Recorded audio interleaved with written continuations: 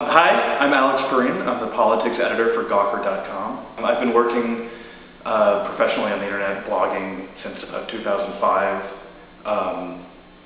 In that time, I've, sort of the intersection of politics and the internet has been a really interesting thing to be covering. Politicians have to be responsive to the crowd, and the crowd can be this sort of like big mass of angry people sometimes, especially on the internet, where sort of outrage and anger is sort of the thing that gets across the most clearly. A great example is someone like Scott Brown in Massachusetts, who got elected in part because he excited a lot of people on the internet, but he's also a moderate Massachusetts Republican, and I think that they should have known that, like these sort of thousands of people who donated him, who sent him money and organized for him and called voters in Massachusetts. They probably should have known that you can't really get elected in Massachusetts without being at least socially liberal. But when he voted on Harry Reid's jobs bill, along with a couple other moderate Republicans,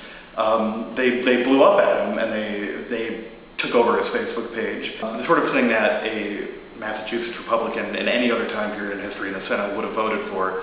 But they felt personally betrayed by his vote for a Democratic bill, and also there was an assumption among many of the people commenting that Scott Brown himself was going to read their comments, which was sort of amusing. But I mean, if the movement that got him elected was one that seemed so participatory, and it seemed like he was responsive to their needs, it's actually not that surprising that then once he's in office, they would assume that he's still listening to them. And participatory democracy is wonderful, and our congresspeople shouldn't be beholden to what their constituents want, but it's not necessarily the most representative picture of their entire constituency. The entire state of Massachusetts, which Scott Brown is supposed to be representing, does not really resemble the people, many of whom are not actually from Massachusetts, who went onto his Facebook wall and and posted like amusing and vulgar photoshops of him on his in his gallery.